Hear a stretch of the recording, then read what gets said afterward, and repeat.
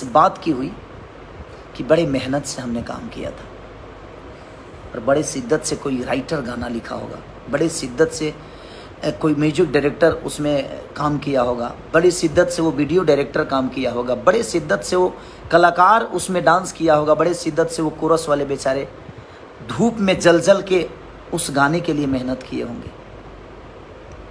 और एक आदमी छोटी से ईगो के लिए उस पूरे मेहनत पे पानी फेर दिया। तो माता रानी और मेरा भगवान आप सब हैं, तो आप सबको ही विचार करना है उनके लिए कि वो किस हद तक अच्छे हैं।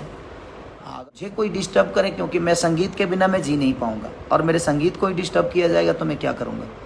आतुक पाके करे कुकर्मा। मैं तो किसी को गाली दे नहीं सकता, ना ही मैं किसी को, भाई मैं बदमाश तो हूँ नहीं कि मैं किसी को धमका दूँ और किसी को हरास कर दूँ, नहीं। मैं एक आर्टिस्ट हूँ, कलाकार हूँ, गाना आता है मुझे, नाचना आता है, अपने भोजपुरी भाषा के लिए सोचना आता है कि अपने भाषा को कहाँ ले जाएं हम लोग और कहाँ लेकर जाएं, कि अपनी भाषा हर जगह बजे, हर जगह। आज पूरे वर्ल्ड में भोजपुरी भाषा को सबसे ज़्यादा आज प्यार मिल रहा है, तो उसका